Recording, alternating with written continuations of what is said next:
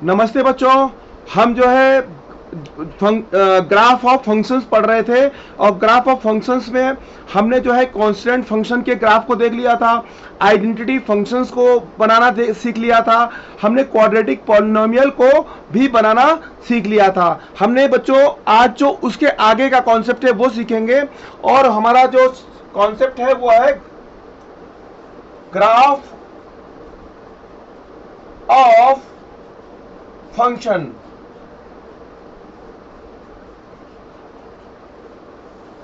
इसमें हमने जो है एक तो कांस्टेंट फंक्शन को हमने बनाना सीख लिया था। कांस्टेंट फंक्शन हमारा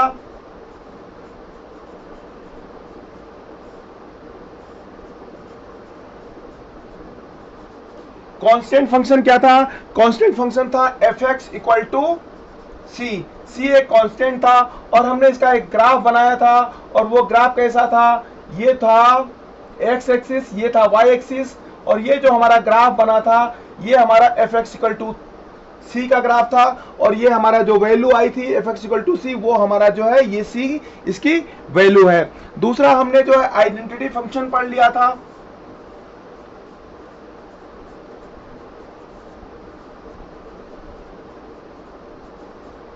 ये जो है f x equal to x, ये जो है हमारा आइडेंटिटी फंक्शन था और ये हमारा जो फंक्शन था आइडेंटिटी फंक्शन, ये सिंपल सा हमारा एक एक्स और वाई एक्सिस पे जो है हमारा जो ग्राफ था वो इस तरीके से था। ये एक्स एक्सिस है, ये वाई एक्सिस है, तो हमारा आइडेंटिटी फंक्शन जो हमारी एक्स की वैल्यू है वही जो है वाई की वैल्यू आती है। तो ये हमारा जो है आइडेंटिटी फंक्शन हो गया था। जो हमारा जो थर्ड हमारा जो फंक्शन था वो था हमारा क्वाड्रेटिक फंक्शन। और क्वाड्रेटिक फंक्शन में हमने क्या देखा था कि इसका जो इक्वेशन रहता है y equal to a x square plus b x plus c, इसमें a is not equal to 0 और a b c are real number, ये हमने जो है देख लिया था। और इसका ग्राफ कैसे हमने बनाया था? इसका ग्राफ हमने बनाया था, ये ग्राफ इसका जो है इस तरीके से हमने बनाया था और एक इसका ग्राफ जो है हमने इस तरीके से बनाया था। तो दो ग्राफ हमने बनाया था, एक जो है इंक्रीजिंग बनाया था और एक जो है डिक्रीजिंग बनाया था। अब इसमें जो वर्टेक्स था vertex minus B upon 2a और जो है d अपॉन 4a, ये जो है इसके जो है वर्टेक्स जो है होते हैं। तो वर्टेक्स हमने लिख दिया था माइनस बी अपॉन 2a और माइनस डी अपॉन 4a, ये इसके वर्टेक्स हो जाते हैं। तो इस तरीके से हमने तीन ग्राफ को जो है देख लिया था कि कांस्टेंट फंक्शन का ग्राफ किस तरीके का होता है, आइडेंटिटी फंक्शन का ग्राफ किस तरीके का होता है और क्वाड्रेटिक फंक्शन का ग्राफ किस तरीके का होता है। अब इसके आगे जो हम ग्राफ पढ़ने वाले हैं वो हमारा हो जाएगा जो है क्यूबिक पॉलिनोमियल का ग्राफ। अब क्यूबिक पॉलिनोमियल का ग्राफ अगर हमको बनाना है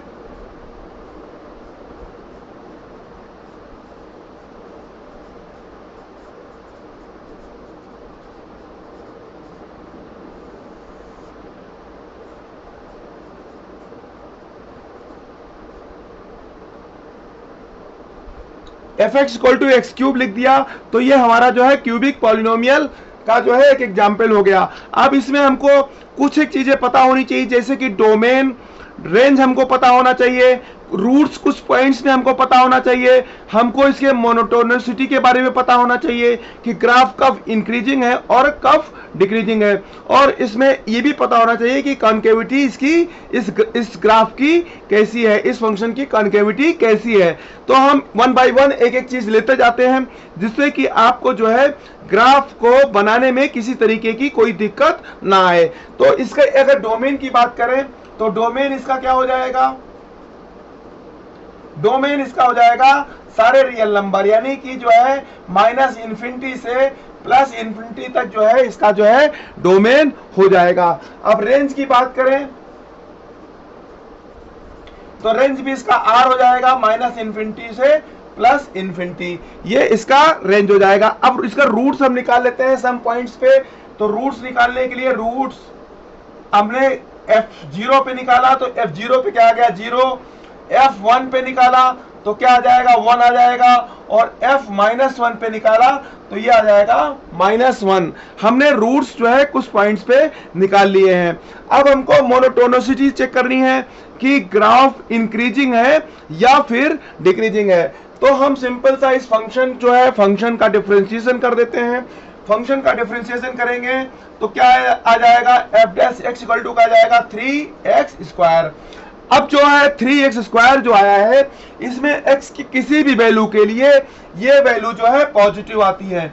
जब वैल्यू पॉजिटिव आ रही है तो इट्स मीन कि ग्राफ जो है इंक्रीजिंग फंक्शन है, यानी इस फंक्शन का ग्राफ जो है इंक्रीजिंग है। हमने जो है dy/dx निकाला, वो क्या है अगर पॉजिटिव आया तो ग्राफ इंक्रीजिंग है, और अगर यही चीज जो है dy/dx नेगेटिव आ जाता है तो ग्राफ जो है डिक्रीजिंग हो जाएगा।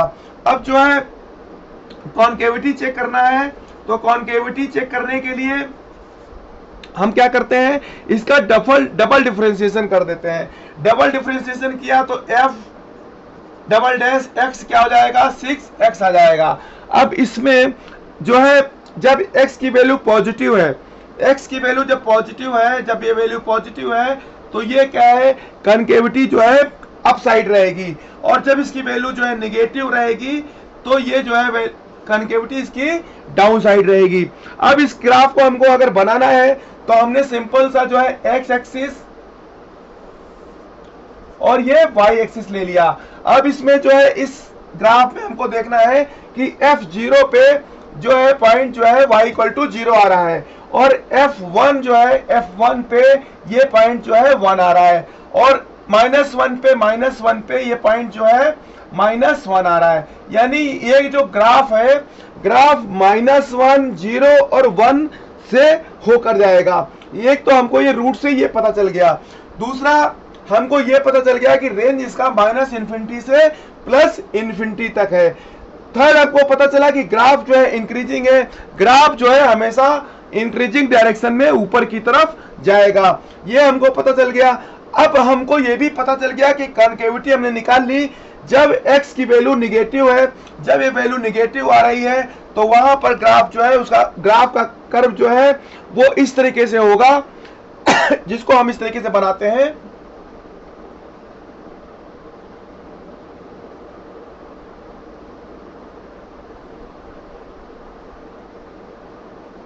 यानी ये जो ग्राफ है, ग्राफ जो है जब भी हमारा जो है डबल डिफरेंशिएशन करने के बाद जो वैल्यू निगेटिव आ रही है तो उसमें कनकेविटी डाउन साइड रहेगी, और जब हमारा जो है डबल डिफरेंशिएशन पॉजिटिव रहेगा तो कनकेविटी हमारी अप साइड रहेगी।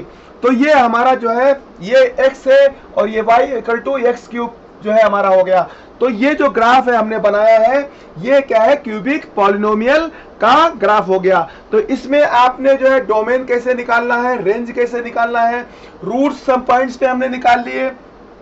उसके बाद जो ग्राफ इंक्रीजिंग है डिक्रीजिंग है उसके लिए हमने जो है डिफरेंशिएशन कर दिया, dy/dx निकाला। अगर ये पॉजिटिव आ रहा है तो ग्राफ हमारा इंक्रीजिंग है, यानी ग्राफ हमारा हमेशा जो है ऊपर की तरफ जा रहा है। और अगर हमने उसके बाद हमने कॉन्केविटी चेक की, कॉन्केविटी चेक करने के लिए हमने जो है इसका जो है डबल डिफरेंशिएशन किया। डबल डिफरेंशिएशन करने के बाद अगर हमारी वैल्यू पॉजिटिव आ रही है तो हमारा जो कर्व है वो कर्व जो है अप साइड रहेगा, और अगर ये वैल्यू नेगेटिव है, जैसे ही हम x की वैल्यू नेगेटिव रखते हैं तो ये हमारी वैल्यू नेगेटिव हो जाती है, तो वहां पर हमारा कर्व जो है डाउन साइड रहेगा। तो यहां तक बच्चों आपने सीख लिया क्यूबिक पॉलिनोमियल। अब हम जो नेक्स्ट लेते हैं वो है एक्सपोनेंशियल फंक्शन का ग्राफ। अब जो है हमारा जो एक्सपोनेंशियल फंक्शन है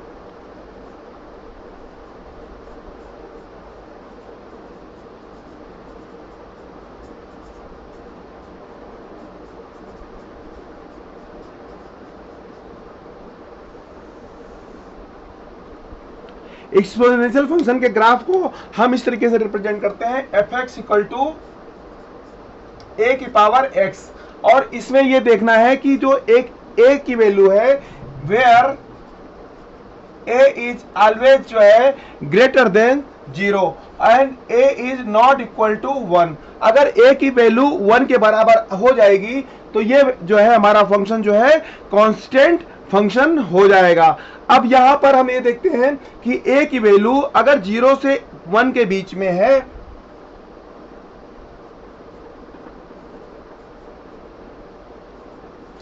एक तो है 0 की वैल्यू 0 से 1 के बीच में है, और दूसरी में हम देखते हैं कि a की वैल्यू जो है ग्रेटर देन 1 है। तो ऐसे केस में जब हम वैल्यू 0 से 1 के बीच में है तो उसमें जो ग्राफ हमारा बनता है,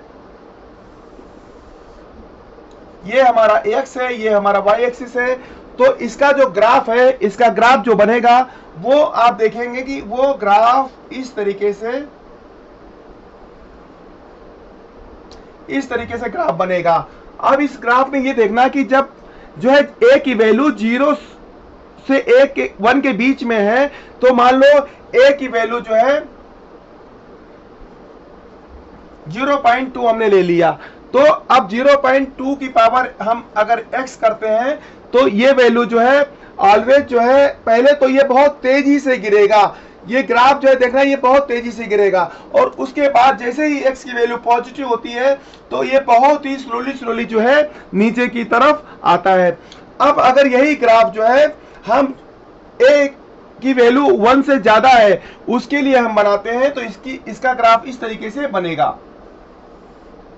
ये हमारा x हो गया और ये हमारा जो है y हो गया। अब इसमें जो ग्राफ बनेगा, ये जो ग्राफ बनेगा ये जो है a equal to greater than 1 के लिए बनेगा।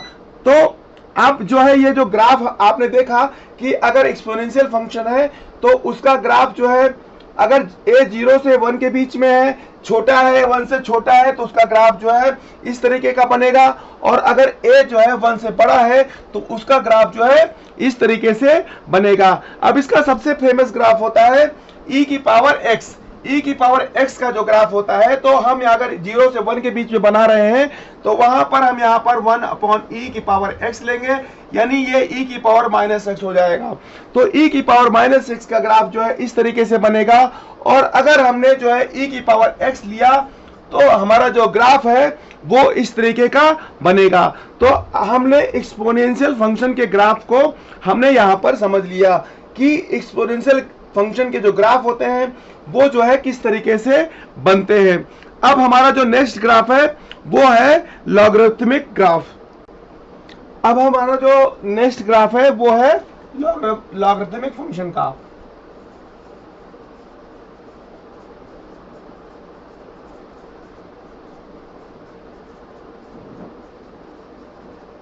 लॉगरिथमिक फंक्शन का जो ग्राफ रहता है उसको हम अगर प्रेजेंट करते हैं तो f(x) equal to log base a x, इस तरीके से हम प्रेजेंट करते हैं। और यहां पर ऑलवेज जो है a इज ग्रेटर देन, जो है a की वैल्यू हमेशा जो है ग्रेटर देन 0 होती है, और a is not equal to 1, ये जो है कंडीशन होती है। ये कंडीशन है a इज ग्रेटर देन 0 और a is not equal to 1।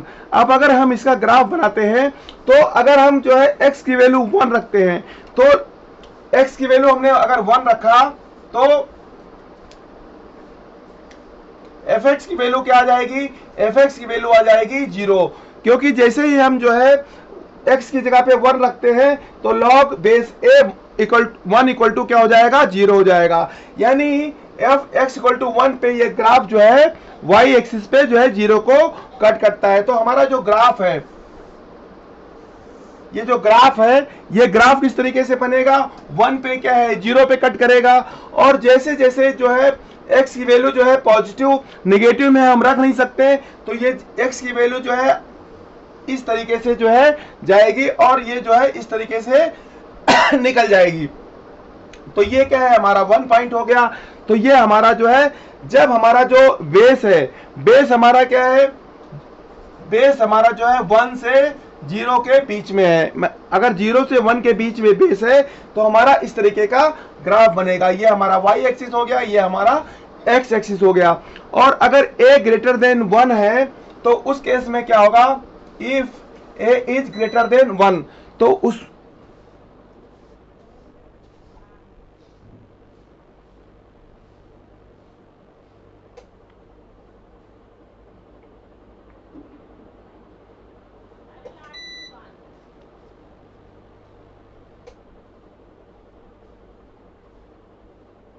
अगर